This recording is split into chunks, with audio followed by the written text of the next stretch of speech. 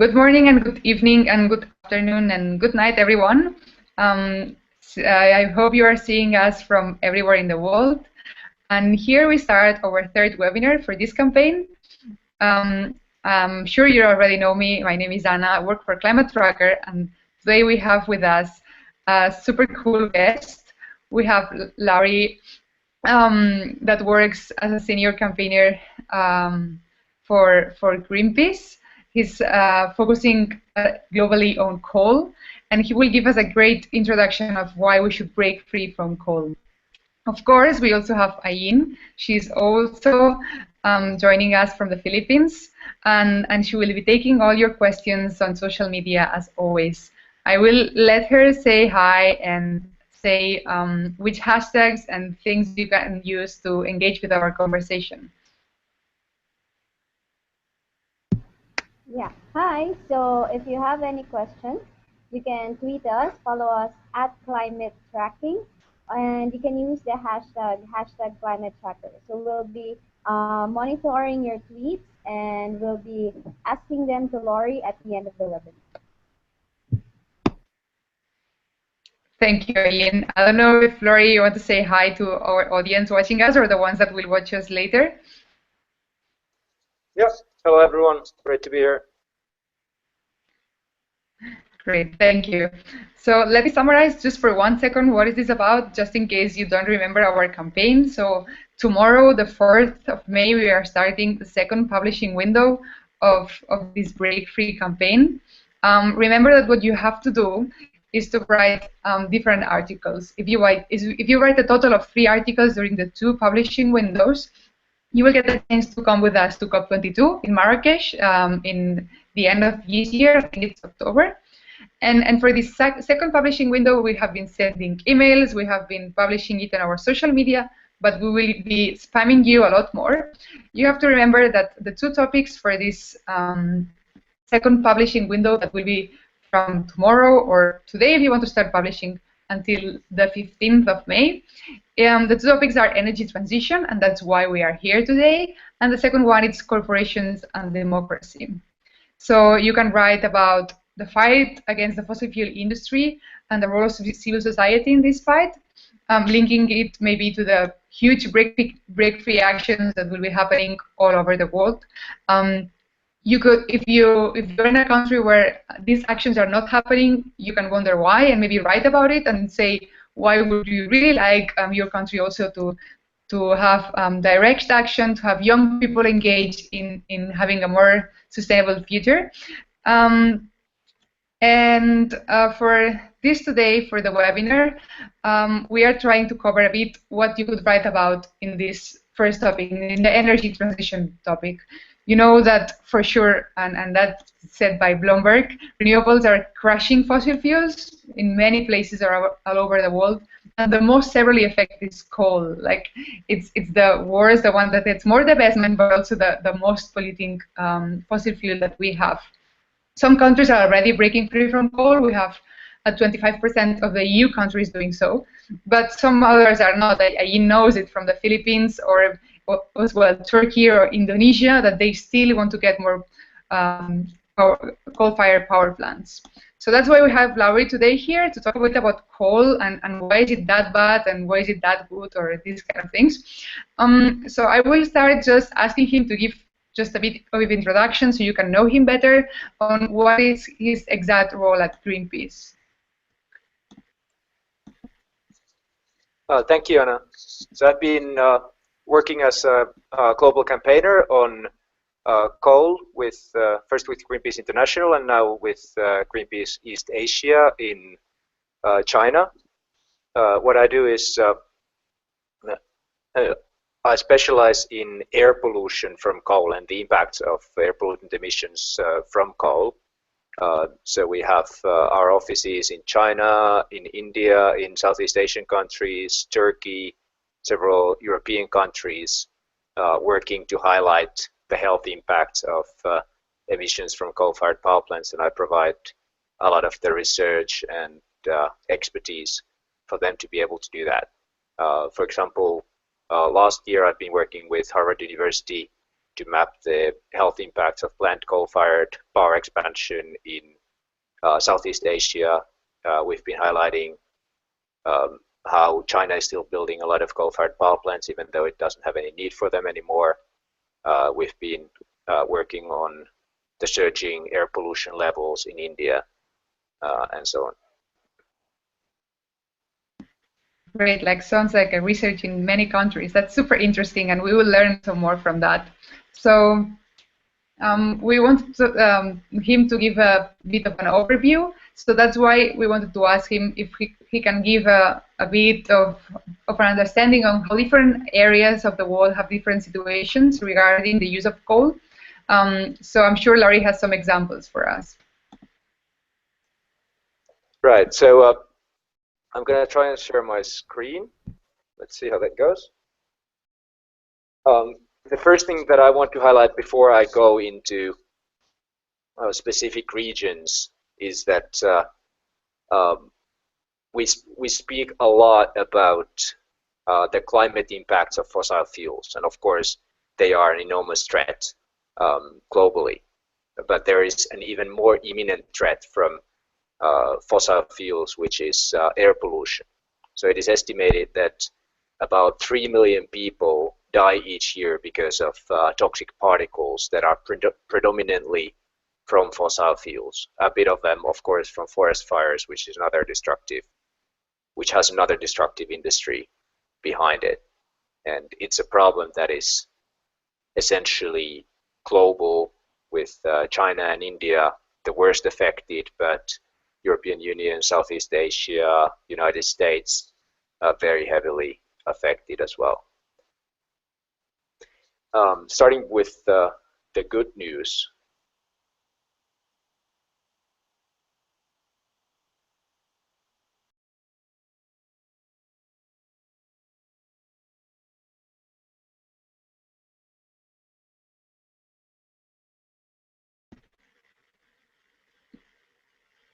Lauri, are you still here?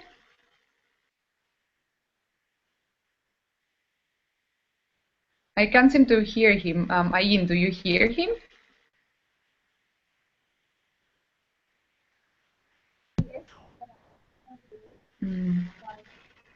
Maybe we're having some technical problems. Let's see if we can solve it in a second. Lauri, can you still hear us? Maybe he has some problems with the internet connection or with the Hangout program.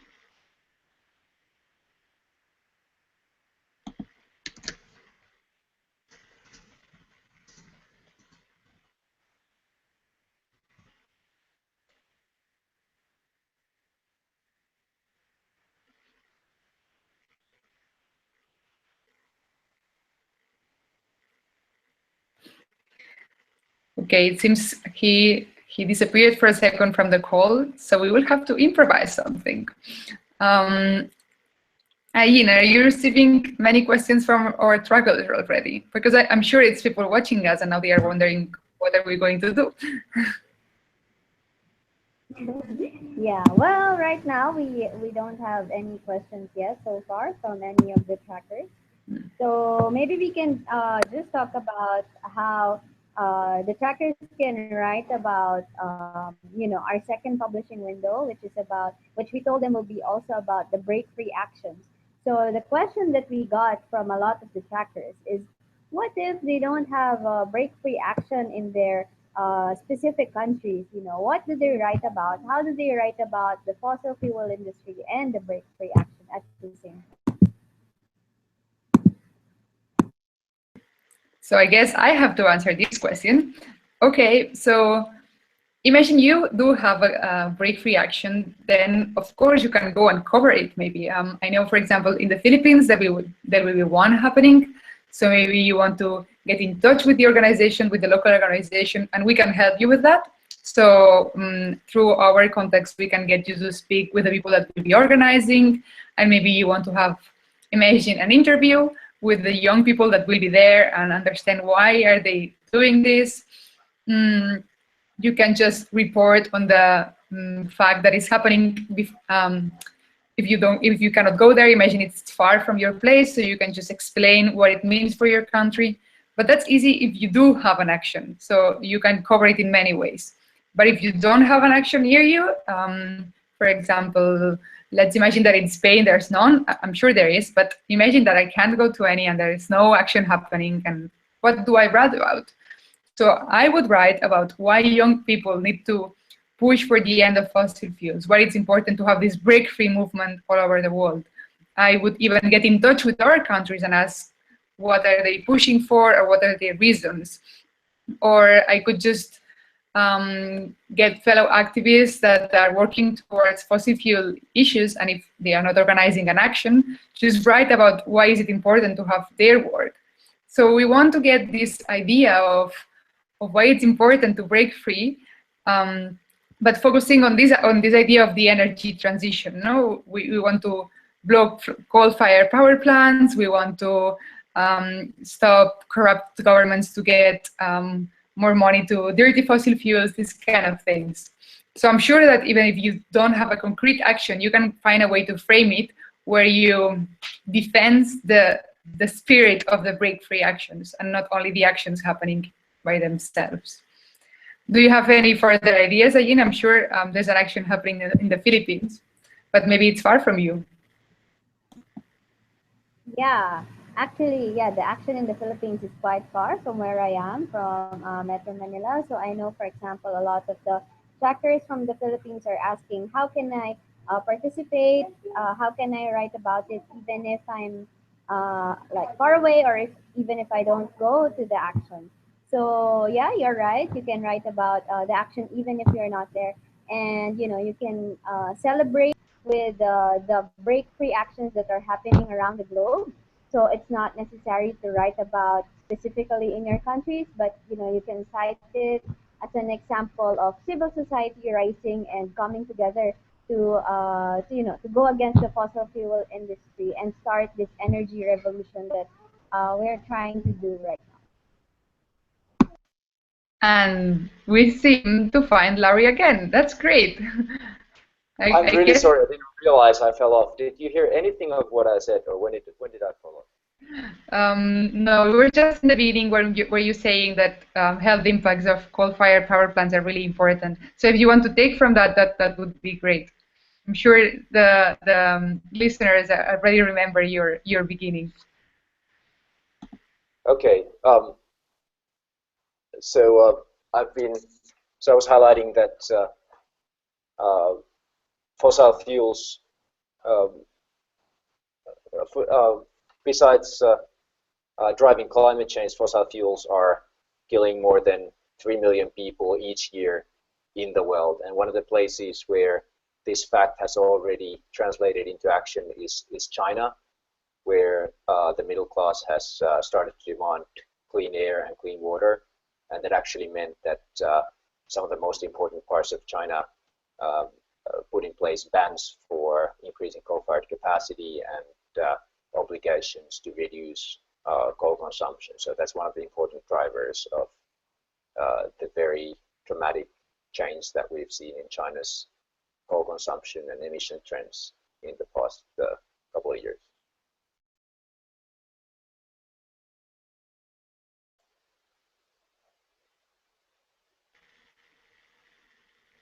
Thanks, Larry.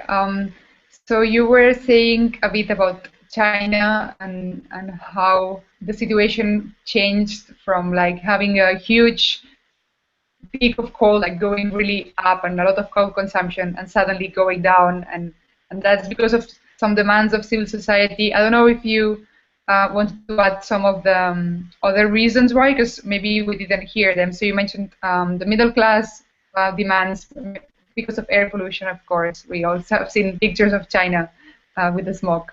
Are there any more reasons that you want to highlight? Absolutely. So I would to start with, China's coal consumption almost tripled from the year 2000 up to the year 2013. And after that, this year, we're most likely going to see coal consumption fall for the third year in a row, which is an incredibly rapid change and really changes the entire outlook for whether or not we can reduce global emissions in time to avoid the worst of climate change. And I would say that there are four reasons behind what's happening in China. One of them is that China is the biggest investor in the world in clean renewable energy. So for the past 2 years, China has gotten all of its additional power needs from renewable energy. And last year, in fact, the increase in power generation from wind and solar alone was bigger than the growth in electricity consumption. This is a transformation that we saw already a decade ago in European Union. We've seen it over the past 5 years or so in United States and now in China, where all of the additional power demand is covered from renewable energy, and that's of course really a really important first step in breaking free. The other reasons, China underwent a completely unprecedented boom in heavy industry and construction, which has left a massive amount of overcapacity and a massive burden of debt. So this economic development model that China has been pursuing is not only environmentally unsustainable, but it's also unsustainable in narrow economic terms, which means that even from a narrow economic perspective, China needs to reinvent its development model. And the final reason that you already mentioned is the fact that the growing middle class has really started to demand action on the terrible environmental problems that the country is facing, and coal use is one of the key reasons behind those, with about 60% of the toxic particle pollution in China coming from coal burning.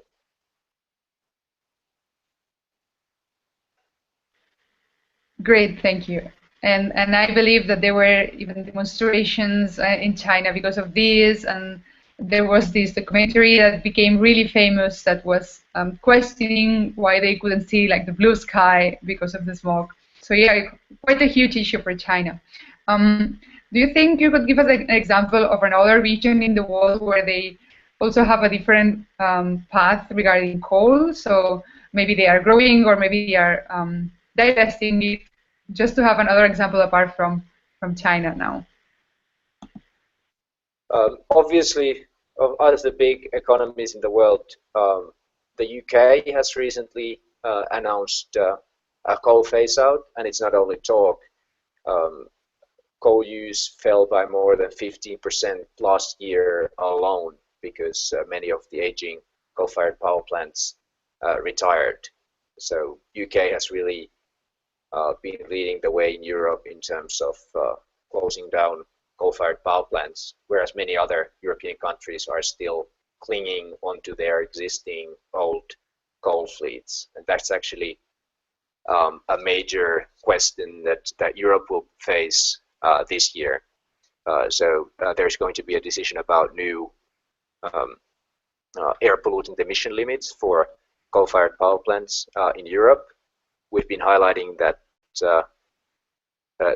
strong emission standards for new coal-fired power plants could save 70,000 lives over the next 10 years. But many countries like Poland, Czech Republic, Spain, that have aging coal-fired power plants are opposing setting meaningful limits because they want to shield their coal-fired power plant operators from extra costs of compliance. So this is really a major upcoming debate in the EU. I already highlighted United States, where coal use has been falling very fast over the past 10 years. Of course, almost 10 years, since 2007. And of course, some of the gap has been covered by gas from fracking, which is not great, but actually more than people realize has been coming from renewable energy efficiency. So I estimate that about half of the fall in coal use has been covered from wind, especially, and other renewables, and then from lower power demand. So there are actually a lot of good things happening already in the United States. Of course, they need to be accelerated. Great, thank you. Yeah, as a Spanish person, I know how they push for coal and for keeping alive some of the coal-fired power plants. That we just passed a stupid resolution on Congress that was about that, and even the left agreed with it, which is something that they shouldn't do. But anyway, it's good to hear good news. It's good to hear that the US, apart from fracking, they are doing some stuff that UK is doing as well. We hope to see this coal going down thing very, very fast from now on. So we talked about different regions, and now maybe we can highlight why is it important, like economically and environmentally, to phase out coal. Why does it make sense?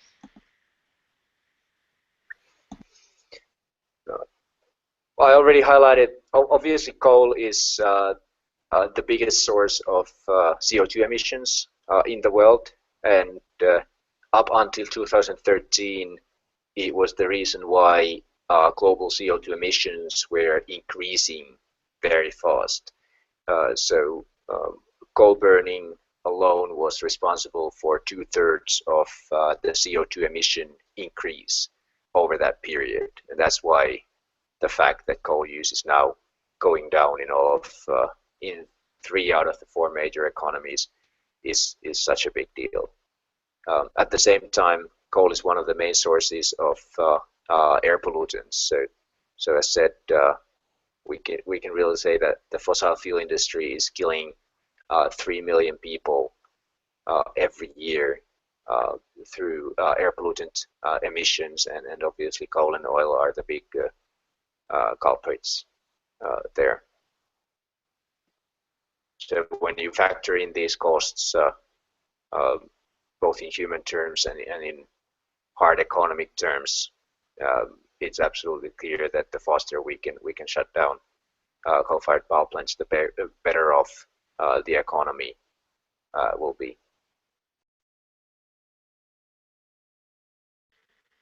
Thank you. Yes, of course, like climate change creating its part really, really responsible for coal, and same with like having a responsible economy that doesn't invest in these kind of things.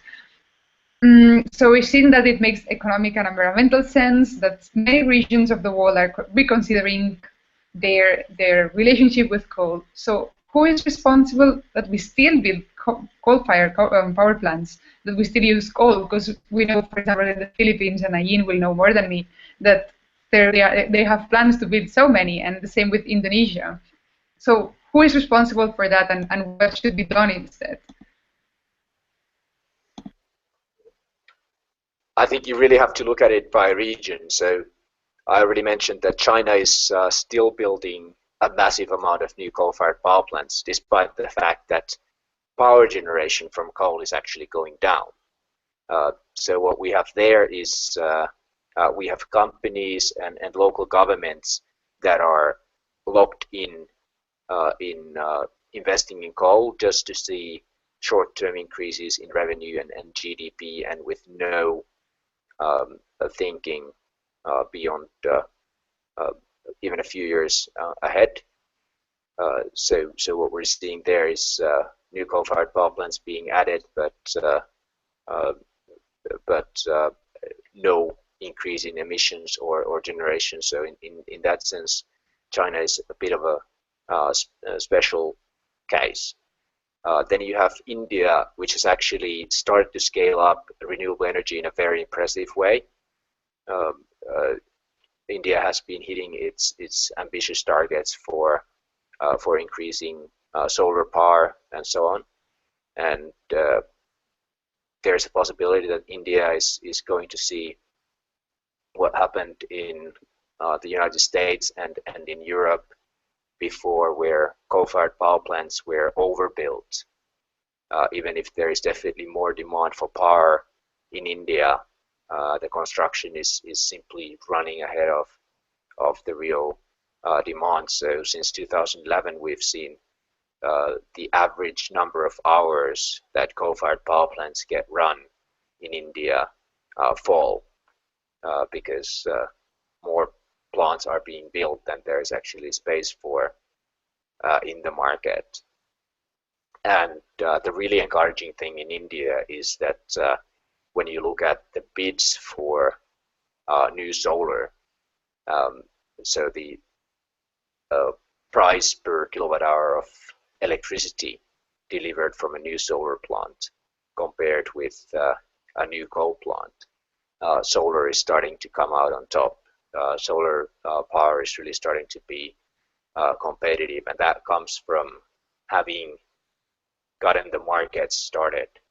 Whereas Indonesia, Philippines have been struggling with getting the market started, so there are definitely problems with the state-owned electricity companies just being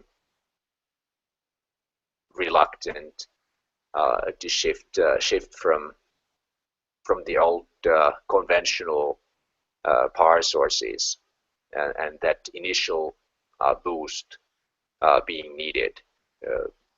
One country where we saw a very encouraging step recently was Vietnam, that has just started to put in place a feed-in tariff program for solar plants to provide good investment conditions for new solar, and has been working on energy efficiency and recently reduced the amount of coal-fired power plants in their national power development plan. So this kind of shift is possible. Southeast Asian countries have good solar resources. Indonesia has excellent geothermal resources and so on, but there are unfortunately a lot of institutional constraints that will have to be removed before these countries can make the shift. And you have to realize that that scaling up the industry takes a bit of a push. The industry will only be competitive once it reaches a scale that like it has reached in China, in India, in Europe, and so on. That is really interesting, and I hope that everybody watching us from Southeast Asia or from South Asia appreciates the deepness of the analysis. No, so we are saying that coal is short-term thinking. No, it even created overdemand somehow. So we are in some countries already building too much. And note, like, write it down: Philippines, Indonesia, and some of these countries, that these institutional constraints, as he mentioned, need to go away, because this is economy of scale. They have to start investing now. So that's really cool to know. Actually, one more, if I can jump in. One more thing that I just thought to mention about Southeast Asia. Indonesia, Philippines, Thailand, Vietnam all have incredibly lax standards for air pollutant emissions from coal-fired power plants. So if you compare the standards with what you have in China and now even in India, these countries allow coal-fired power plants to emit multiple times more air pollutants for each unit of electricity, and that means that the operators don't have to install the kind of emission controls that are routinely required in China, in Europe, in Japan, and so on, which of course makes coal seem cheaper, but that's only because you allow massive health costs to be imposed on the society. Great, thanks, Lauri. Yeah, so we have to include the externalities that these coal-fired power plants have. So these countries will see the light finally. So I have one last question, and then we jump to Ayin and see what our trackers are demanding. My last question would be, what is the role of civil society on promoting this change? Since you are from Greenpeace, I'm sure you have several ideas.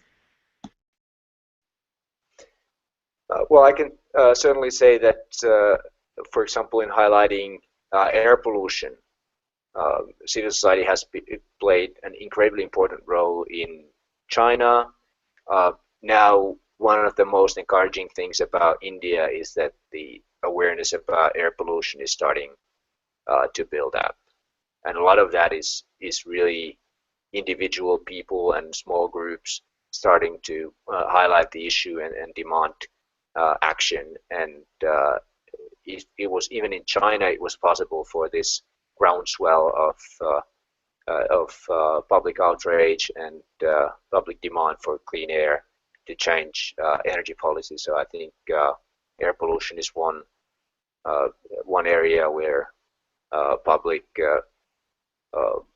debate, public mobilization has massive potential. And obviously, we all know that the only way we can solve climate change is for there to be a lot of pressure on politicians to take action. Thank you, and we are starting a week of action on the Break Free campaign, so I am sure we will see a lot of that.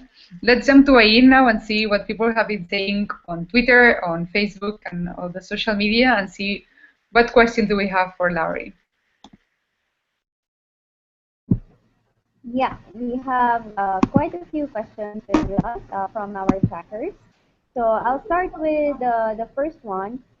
Elena has a question. Is there an example estimate of job creation from renewables versus current jobs in coal plants?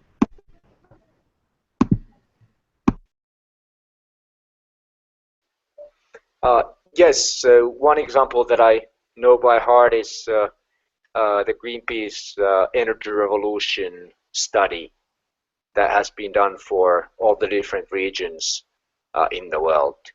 And so in that one, we've looked at the amount of jobs in energy industry in a scenario where the world continues to rely on fossil fuels versus a scenario where we go for renewable energy. And the finding is, of course, clear that there are more jobs in a renewable energy-based future. And one good thing, if you look at it from the point of view of an individual country, is that when you're talking about things like installing solar plants or wind power plants, those jobs are created in that country.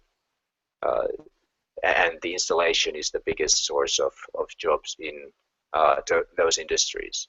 So I think Germany is one example of a country where once it created a strong domestic renewable energy industry, that really changed politics as well, because when you have a lot of people whose livelihoods depend on renewable energy, then it becomes an industry that politicians find it hard to mess with, even if their own political leanings are not in favor of renewable energy.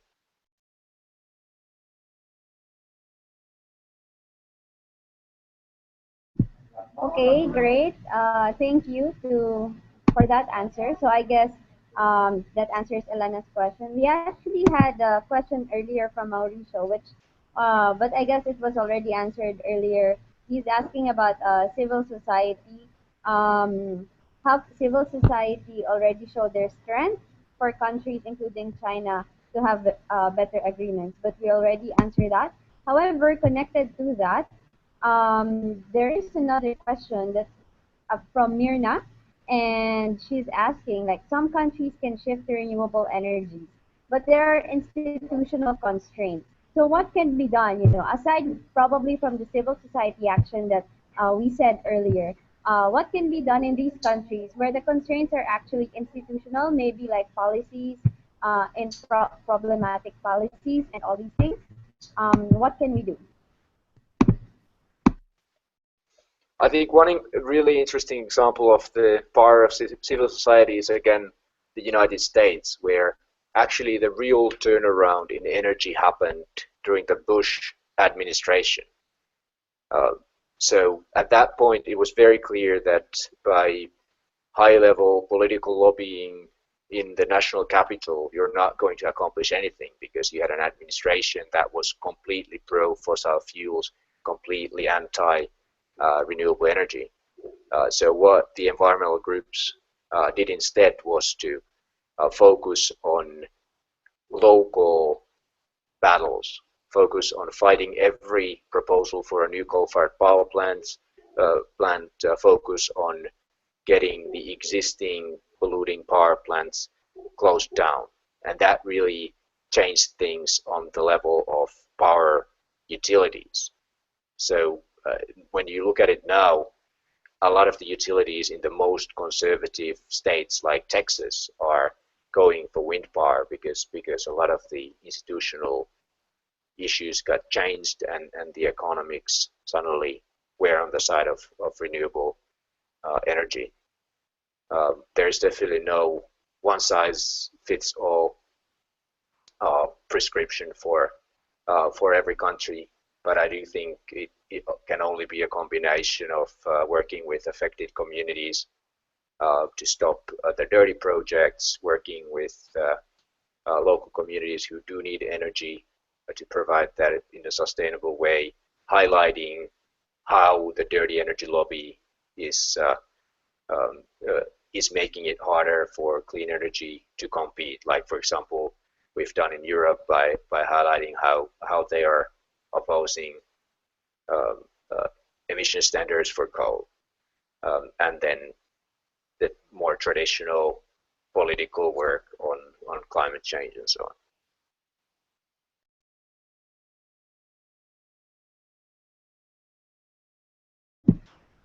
Okay, thank you for that answer. And we have a last question from Emeka. So this is quite something controversial, which was like a hot topic in one of the climate tracker groups. So is there anything like clean coal? A lot of governments and the fossil fuel industry are defending such a thing as clean coal. So can we explain what clean coal is? Does it exist? And how do we explain to other people what clean coal or the non-existence of clean coal is about? Yeah, so if you look at any country in the world and compare a new uh, coal plant, renewable energy plant, uh, gas plant built in that country, the coal plant is going to be the one emitting most CO2, emitting most air pollutants. There are big differences between, as I said, coal plants that are allowed in Indonesia and coal plants that are allowed in Japan. But neither of those are clean. Even the power plants with the most aggressive air pollutant emission controls still emit huge amounts of air pollution. So I would not call them clean. We've done health impact assessments on uh, some of the power plants with really the most aggressive emission controls that would be labeled as the showcases of clean coal by the industry, and we still find that if you build such a power plant, you operate it for 40 years, you have thousands of premature deaths caused by those emissions. So I don't think that kind of power can be called clean. And then of course you've got the CO2 emissions, um, which for which there is definitely no commercially viable way to reduce them uh, to a low level. So none of the um, hundreds of coal-fired power plants still being built in the world essentially incorporate the technologies that the industry has been touting for years to reduce CO2 emissions.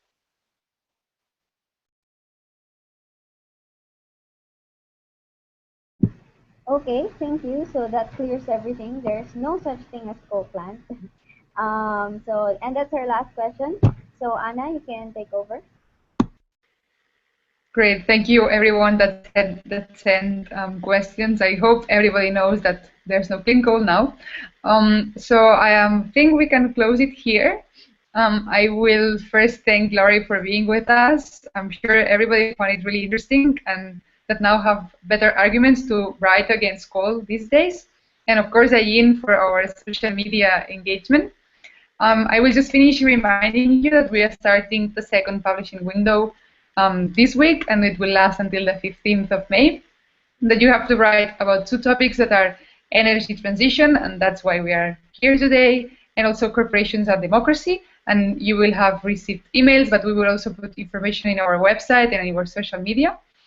And remember that you have to link it to the Break Free campaign. So if you enter at breakfree2016.org, you will see that there will be actions going around the world.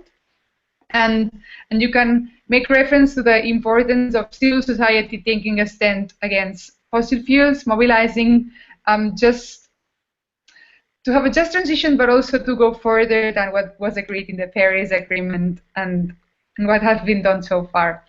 So I hope you all join us in this campaign, and I want to thank everyone again for being here, for listening to us, and for speaking with us today. Thanks, and see you in the next webinar.